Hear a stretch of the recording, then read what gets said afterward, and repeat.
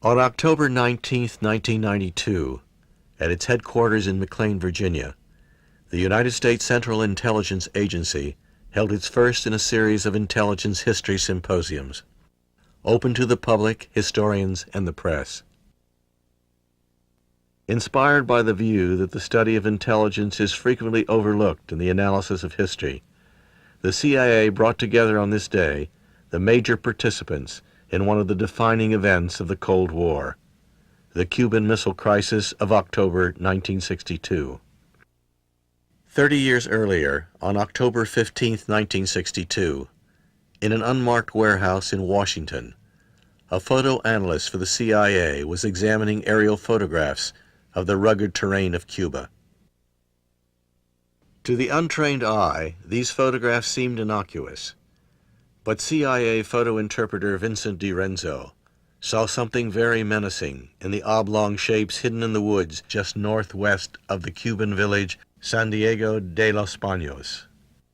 By measuring their size and shape and comparing them to manuals of Soviet missiles smuggled out of Russia by spy Colonel Oleg Penkovsky, he could confirm that what he saw was equipment associated with the SS-4 ballistic missiles. With a range of 1,100 nautical miles and a payload of nuclear warheads, they represented a major threat to the balance of power between the United States and the Soviet Union. For these missiles could reach as far north as Washington, D.C., and as far west as Dallas, Texas. At 11:45 the next morning, intelligence officers Arthur Lundahl and Ray Klein told President Kennedy that the Soviet Union was erecting offensive missiles on the island of Cuba. The president's manner was businesslike as he turned to Lundahl and asked, "Are you sure?" Lundahl replied, "Mr. President, I am sure of this as a photo interpreter can be sure of anything." In the next 13 days, the president would be briefed daily on the status of the missiles, with new surveillance of Cuba showing what progress the Russians had made overnight and how many hours before the missiles were operational. Armed with this information, Kennedy could buy valuable time to plan a strategy on how to confront the Soviets. Today, historians continue to look at the Cuban Missile Crisis and its key players to discover the lessons of diplomacy in the modern era. But until the CIA symposium, much of the first-hand experience surrounding the crisis was based on speculation. What follows are edited excerpts from this symposium. The panelists first discuss the intelligence activity which led to the discovery of the missiles. As Deputy Director of Plans at this period, I was charged with espionage, counter-espionage, and covert action. That year, 1962, saw Cuba in the forefront of our activity. Having lived through the trauma of the Bay of Pigs, we recognize that its failure hung over the Kennedy administration and dominated the work of all of us in the Plans Directorate. Let me emphasize, President Kennedy wanted to get rid of Castro and his communist government, period. Operation Mongoose had been in effect for a year before the crisis. Secret agents were being recruited and trained for work in Cuba. The Opalaca Interrogation Center was processing refugees from Cuba as rapidly as sound interrogation procedures permitted. Tales of Soviet weapons being seen on the island filled the press, the radio, intelligence channels. Senator Kenneth Keating of New York was making life miserable for the intelligence community by asserting repeatedly on the Senate floor that offensive missiles were arriving in Cuba at a time when every analyst was bursting his britches in an effort to verify the truth of these allegations. To say that the agency's operational arm was stretched taut and thin is to understate woefully. Given these circumstances, all of us were hard-pressed to verify the multitude of reports we were getting about sightings of missiles and other types of Soviet offensive weapons and equipment. It was a mammoth undertaking, but where possible, we checked every weapon report against U-2 photography of Cuba and against other intelligence sources. Samuel Halpern, Task Force W official, and Warren Frank were involved in the gathering of intelligence in Cuba. We all felt, we've said so over and over again, we have to get some intelligence first. We have to know what's going on in the island, who's doing what to whom, because after the Bay of Pigs, we were left without any assets at all in the island. We then started to create an organization with a station down in Miami, or south of Miami, called JM Wave, which at one time was the largest station the CIA had in the world until the Vietnam activities in '65 and thereon. The station in Miami was set up as originally, I guess, as sort of a cleanup to the Bay of Pigs activity. We had a lot of disadvantages. For the one thing, we had no agents in Cuba. There was no embassy there, which is usually the place you start to do some research or something. So it was kind of a tough assignment. We had some advantages, though. There were a lot of Cubans in Miami, and these were the first wave of emigres, as is common in most places where a communist system took over, were the professional managerial business class. These people got out early and had remained in contact with their families and friends and associates in Havana, so there were a lot of contacts existing. In September and October of 1962, field sources reported missile-like objects moving through Cuba. We had at least 75 to 100 reports of long missiles, not the sand, but the palm tree-sized missiles. These were observation reports. And they were we had good observation reports from the unloadings at Mariel, which were not disseminated by Washington. And there's no photographic proof of this, of course, because it was done in the middle of the night, and the U-2s didn't fly at the night. So these things were ignored. We had many reports on these SS-4s, what turned out to be, being stuck on corners. They couldn't negotiate the corners. This was called traffic jams. They'd have to back and up, and everybody... and Cuba's a little country. People find out about these things. So there wasn't that great a secret. The problem of noise, or having too many reports of different quality, kept the legitimate reports from reaching policymakers. Our view in Miami, I think, was consistently that Washington had locked itself into a position with the national intelligence estimates that the Soviets wouldn't do this, wouldn't put missiles in Cuba, and this, we felt, tended to prejudice them against our reports, in which we had a great number, we can discuss this a little later, of missiles in Cuba. The first reports we got of large missiles in Cuba were of missiles the sizes of palm trees. Well, we got a whippersnapper in from Washington one day saying, palm tree, this is meaningless. A palm tree can be a 6-inch seedling or a 120-foot royal palm. Therefore, all these reports are rejected. So, when a Cuban talks about a palm, the national tree in Cuba is a royal palm, which is 60 to 80 feet. Ray Hofstadter, then analyst at CIA headquarters, spoke about the problem of verifying the many and often conflicting sources. Prior to January 1962, we had already received some 200 reports of missiles in Cuba. Of course, this was before there were any missiles at all. The problem of separating the wheat from the chaff was a problem of trying to correlate events, of cross-checking the references, and of trying to pull up out of an enormous amount of confusing, misleading, sometimes contradictory reporting, what the patterns are upon which you might base a judgment as to the facts extant at the time. On the one hand, you had refugee reporting coming in, a lot of it helpful. Indeed, a lot of it helped us to pin down areas which later were to be photographed and targeted for technical coverage. You had agent reports on the island coming in, and you had technical collection both in aircraft flown imagery and in signals intelligence, which we have not talked about this morning, and actually which we're not going to talk much about at all.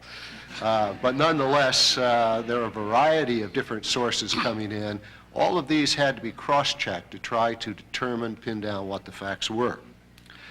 Another situation which I think you heard well depicted today, both in Vince's discussion and in Warren's discussion, is the problem of being able to determine what a single report means. In this case, let me say that a picture is not worth 1,000 words. A picture brings to anybody a new piece of information against a background of understanding. And I think the impression that I had that I would like to share with you is that trying to figure out what the facts are when you have reporting from so many sources is indeed a daunting task. It was popular opinion that the Soviets would not put offensive missiles in Cuba. John McCone, the new director of the CIA, felt differently and demanded close U-2 surveillance of the island. Now, McCone had been sensitized to Cuba ever since he took office, and he also ended up with a very firm personal conviction about the possibility of the introduction of Soviet missiles into Cuba. His reasoning, I think, is worth a brief review. He says Khrushchev knows the state of the strategic balance, and he knows that we know.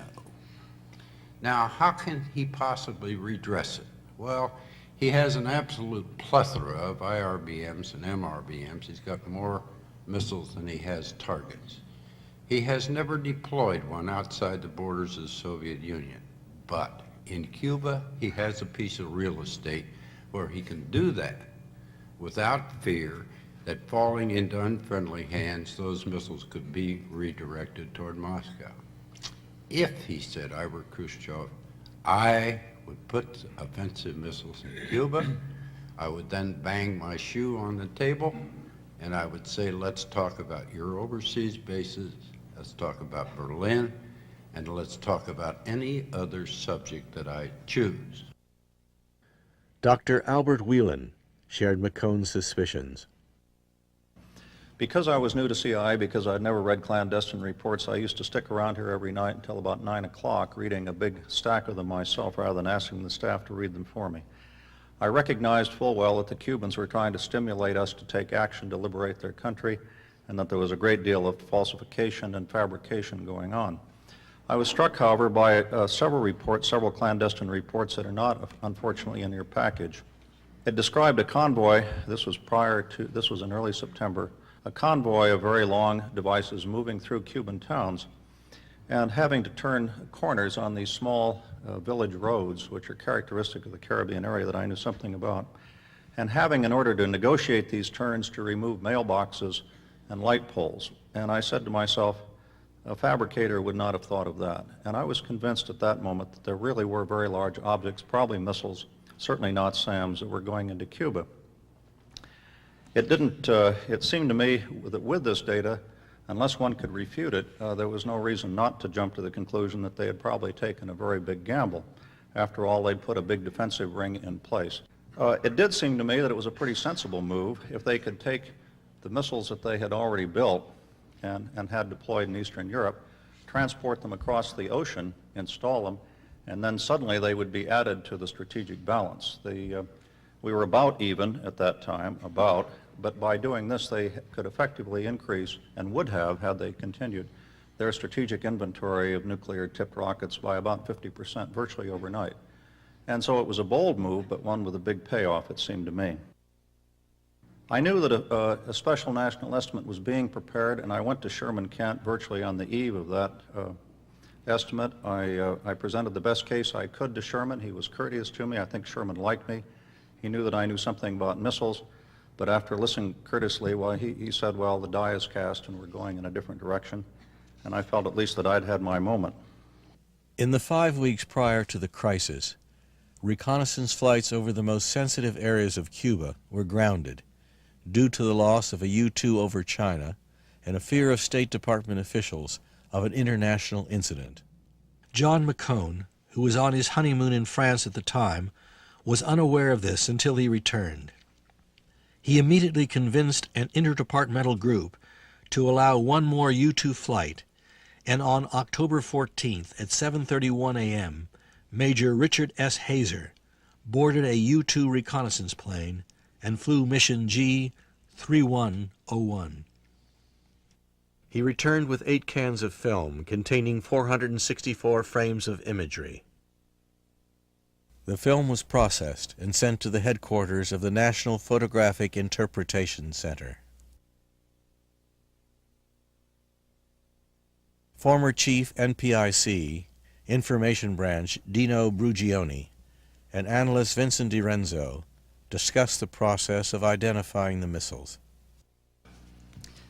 About 2 p.m. I received 2 cans of imagery with the target sheet titled Possible Missile Associated Installation.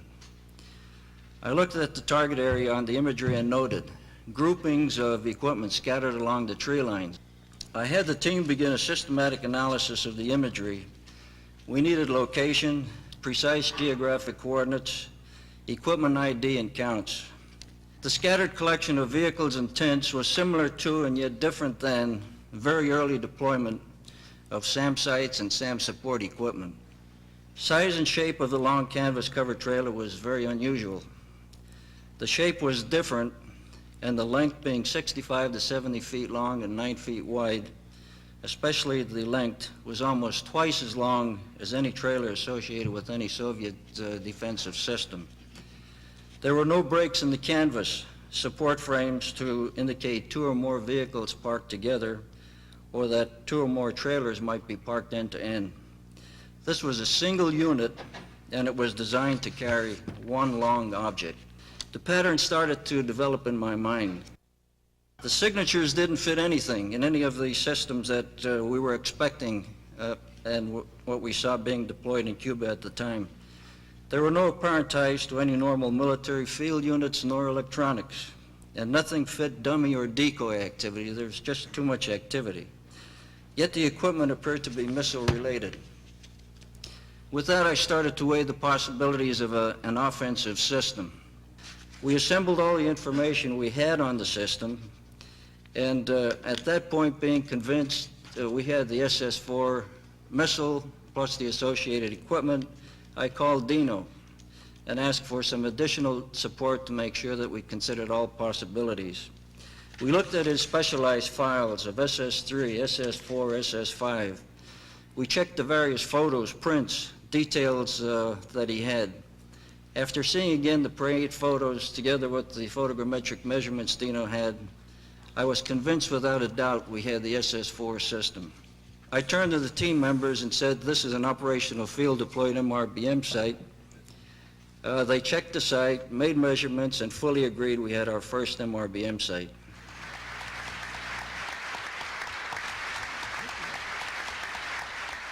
Richard Helms then described the details of briefing President Kennedy. On October 16, President Kennedy was informed that Soviet offensive missiles had been found in Cuba. It was a bombshell. He was shown photographs of SS-4 medium-range missile launching installations under construction at San Cristobal in western Cuba. To the untrained naked eye, the photographs looked like a football field being excavated. From the missile manual that Penkovsky had transmitted in 1961, the intelligence community knew all the operational details of the liquid-fueled SS-4 missiles. What the photo reconnaissance team saw on the U-2 aerial photographs was a characteristic deployment pattern, or, quote, footprint, unquote, of the SS-4s that was shown in the missile manual supplied by Penkovsky. Penkovsky's manual assisted the intelligence community to estimate for President Kennedy how long it would take to complete the installation. We looked at power and fuel lines, launching booms, and all the other details which were in the manual. The assessment gave President Kennedy several extra days. The big issue of the moment was whether to send in our Air Force to take out the missile bases and the Army to invade the island. With the aid of the material Penkovsky delivered, we were able to tell the President, quote, this is what we've got here, and it will take them X days to be ready to fire, unquote. It gave President Kennedy time to maneuver. I don't know of any single instance where intelligence was more immediately valuable than at this time. Afterward, Ray asked Robert Kennedy and McGeorge Bundy how much they thought that single piece of evidence was worth. Both men agreed, quote, it had fully justified all that the CIA had cost the country in its preceding years, unquote. Missile expert Sidney Graybeal and Albert Whelan described the daily briefing of President Kennedy. And essentially what they were looking for was a question of, are these missiles ready to be fired? The answer was no. The question was, how long would it take? As was pointed out earlier, Penkovsky had provided us invaluable information on how these missiles operated in the Soviet Union. This is the first time they'd ever been shipped out of the Soviet Union. How were they packed? And Cosmoline, what was the difficulties of unpacking them? We knew they had to be erected. We knew that the warhead had to be mated. We knew they had to be fueled. We knew roughly the time factor it would take operating inside the Soviet Union. And we explained this to the President. There are many unknown factors in this, but when the question came up, how long would it take? It would take 2 hours roughly to mate the warhead, but that's after, to mate the warhead, then you have to erect and do the fueling. So you were talking hours, even when the missile was in good condition and had been brought out. We were unable to confirm that nuclear warheads there, but it was our opinion, contrary to what McNamara wrote in the New York Times piece recently, that CIA advised him that the nuclear warheads, that the nuclear warheads were not there. What we advised was we had no evidence that the nuclear warheads were there, but I think most of us felt that they wouldn't put these missiles there in the position they were in without the nuclear warheads. And as Dino pointed out, we could see all the necessary equipment, even though you didn't have the nuclear storage facilities and the security. The key thrust of all of these questions, though, and the important point here, the President really wanted to know how much time did he have to act. For me, the most challenging questions that Kennedy put to me were, and he pointed his finger right at me a number of times, he wanted to know how long he had to make his decision. And that really turned on how long it would take to bring the missiles to operational configuration. And in this, we were fortunate in having the Penkovsky material. I'd known enough about this operation to know to believe them. And the manuals were absolutely important, absolutely essential, because they really told a field commander how to set these things up and what the timelines were. And so with great confidence, I could answer the President's question and give him a hard answer, which I think he deserved. The panelists then discussed the process of estimations and why on September 19, 1962, roughly a month before the crisis, the CIA's Board of Estimates issued a statement concluding that the Soviets would not install offensive missiles in Cuba. I remember spending all of one Saturday morning with Sherman Kent, after the estimate prepared, going through every one of these reports and trying to figure out which ones were. And still we had these 4 or 5 reports that appeared legitimate, but in our view was not enough to change the basic thrust of the estimate. We had somewhere in the order of 2,000 to 3,000 reports, and Sammy mentioned before some of these reports that were very accurate, that they collected in Cuba, but were never disseminated. You've got to remember that at that time, the analyst looks for hard facts. Every one of these reports that reported missile activities, we would take to NPIC, and NPIC would look for the photographic information, and all of them that they could confirm with photographs were negated. However, remember, and the material passed out to you shows that the U-2 was not permitted to fly in the interior of the Cuba during this extended period of roughly 3 weeks. At the time, I didn't know all of this. As an analyst, I was told the weather was keeping the U-2 down, and we weren't able to fly due to weather conditions when we were pressing for more of the Cuban flights. Roger Hilsman. During the summer of 1961, when the satellites showed that the so-called missile gap was in our favor and proved it, we had a knockdown, drag-out discussion in this town, which, Dick, you will remember well, trying to decide whether we were going to tell the Soviets that we knew the truth. Now, the intelligence community didn't want to tell them. You don't want to reveal any of your sources. But they were turning the screws on Berlin, and the decision finally was to tell them in as low-key a way as possible. I think we handled it well. Now, my point is this. Everybody in town and in the intelligence community knew that this would scare the Soviets very much, and that they would do something desperate. We knew they had plenty of MRBMs, we knew they were running out of their ears, we knew they had plenty of IRBMs. We thought there would be a crash ICBM program. not one of us, me included, thought that they might move those MRBMs. We didn't even raise the question and discuss it, or at least I never heard it discussed at USIP or elsewhere. Now that, I think, was a real estimating failure. And the reason I say so is that by the time that the President and the White House and the policymakers were alerted to the possibility, the decision had been made, the ships were on their way. Kennedy began to talk to Gromyko, he made his speeches in September. You can't believe, I can't believe, that Khrushchev or any major chief of state is going to reverse that major decision that's already been made and being implemented on the basis of a few talks with Gromyko or a couple of public speeches. But if Kennedy had made those speeches in January or March or February before the decision was made, the missiles may not have showed up in Cuba at all. Hillsman argued that estimators have a different role than policymakers. As an example, he used Winston Churchill in World War II, predicting that the Germans would attack Russia. Well, Churchill makes much that the British National Intelligence Estimate of the time did not predict the German attack on the Soviet Union until just about 2 weeks before it occurred. But he says, I, Winston Churchill, immediately cabled, and this is in February, immediately cabled Stalin to expect a German attack. Well, now that's a policymaker's right to take one agent report and put a lot to it, because he is making a policy act. He's saying something to another head of state. If he proves wrong, he pays the policy cost. But if an intelligence estimator says that one agent report indicates to me the Germans are going to attack the Soviet Union, he is preempting the head of state. And that's one of the reasons it doesn't happen. Now, what difference does it make? First of all, I confronted Joe Newbert, who was one of our senior Sovietologists in the State Department, along with Hal Solenfeld, about why were you wrong about the September 19th estimate? Why were we wrong? And he said, look, you can't ask a Sovietologist or an estimator to estimate that the other fellow is going to make a stupid mistake. You can only estimate that he's going to behave sensibly and logically. They made a stupid mistake, as history proves. He said, you can't ask an estimator to do that. So my point is, don't feel too bad about the September 19th estimate. It was a correct estimate. The Soviets made a mistake. You can't estimate that they're going to make mistakes. The floor was then opened for discussion. Chester Cooper. I agree that the Soviets made a mistake in putting the missiles in Cuba. But I would submit that we made a mistake in saying that they wouldn't put the missiles in Cuba. My sense is that we got paid, not for trying to predict what was logical, but rather to predict what was likely to happen. Anybody can predict what is logical, and the Office of National Estimates was supposed to obviously consider what was logical, but also consider what might happen in any case.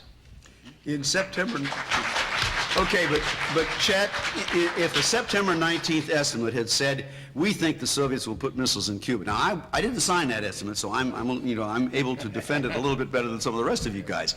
But if we had had an estimate that said the Soviets are going to put missiles in Cuba, what would the United States have done differently than what it did? Let me say something. Intelligence and policy are different fields. Intelligence in the Central Intelligence Agency has to make estimates. They have to make probabilities. They're very problematical. Now, policy is different. John McCone talked about policy. He talked to the president. He sent messages to the president. And he understood that he didn't know exactly what would happen, that policy is a different relationship with the president than the CIA and the intelligence community. We have a question on the right here. Charles Davis, if we do not take the risk of being wrong or of saying the other person would make a mistake, that means that we'll never make a correct estimate. We wouldn't have made a correct estimate when the Germans invaded Poland, when this particular crisis occurred, when the Arabs attacked Israel for umpteen times. We will never make a correct estimate unless we take the risks. Charlie, I'm going to take that as a statement, not a question. I'm going to recognize the person in the back on the right.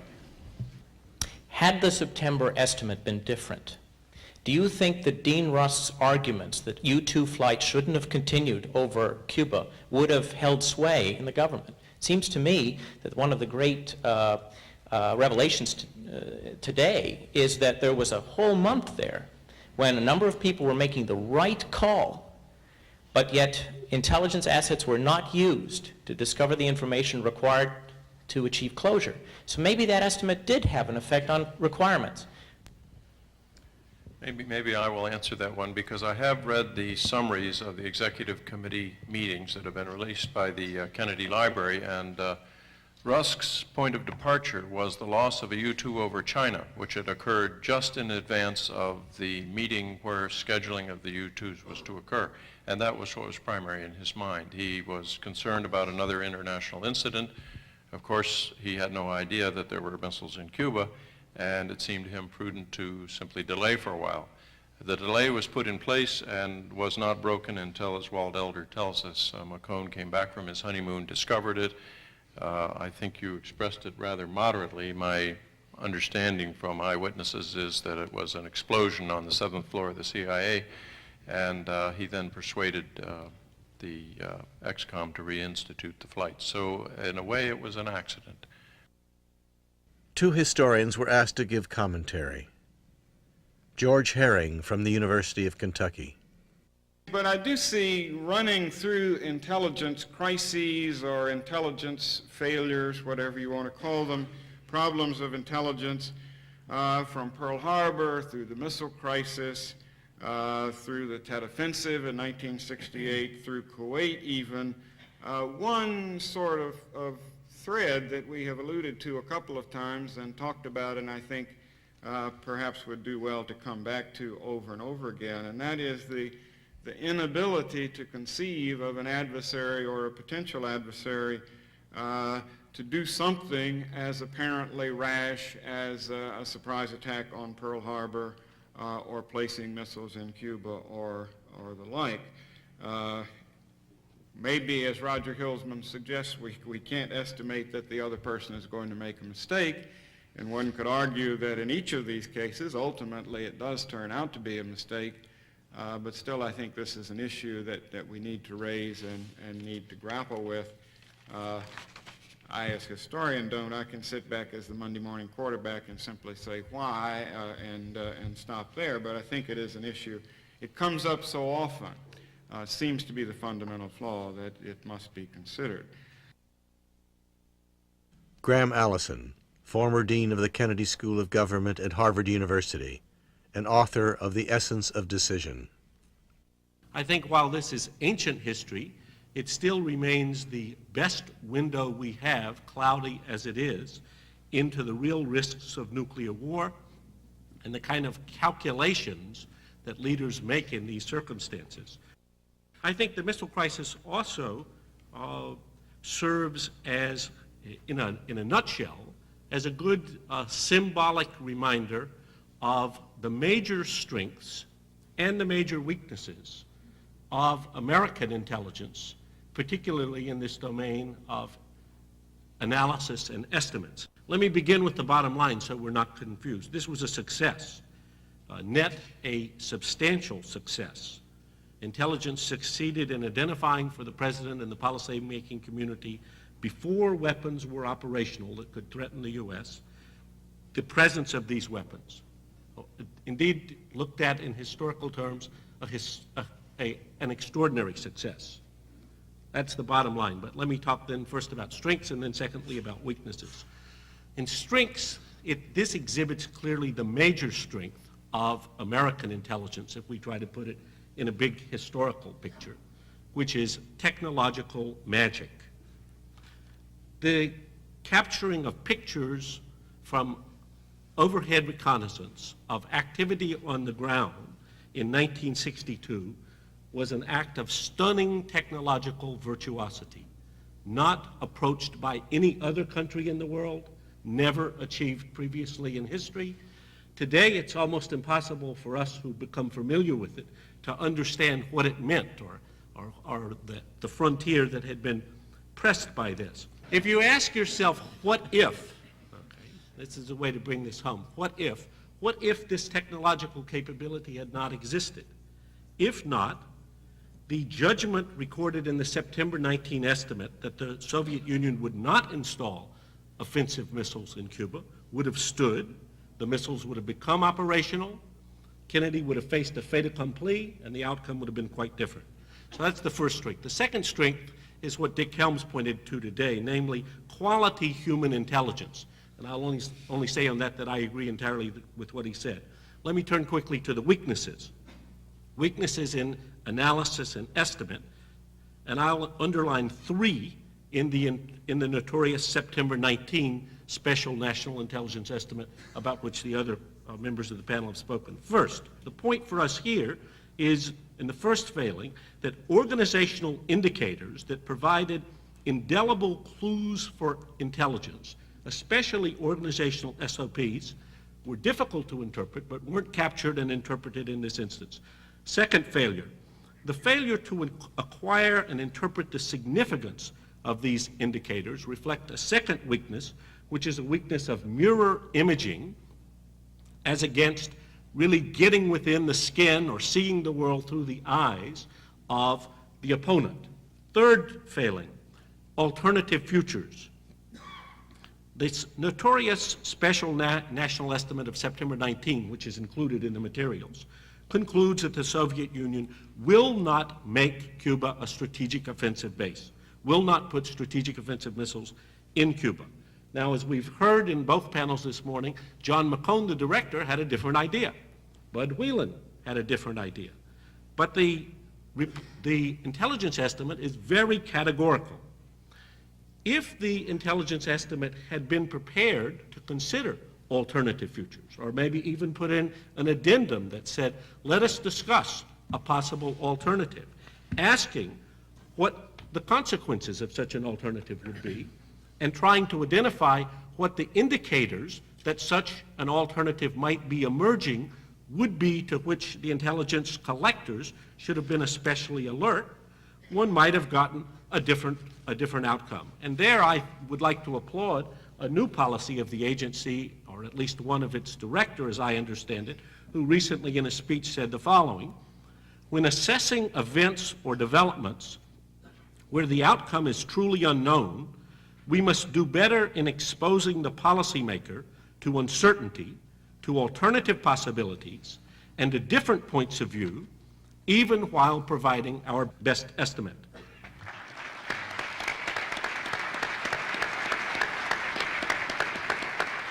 David Grease then summarized the lessons of the symposium. I won't keep you long. There are just a few points I'd like to make at the beginning. I mentioned that we were here to learn.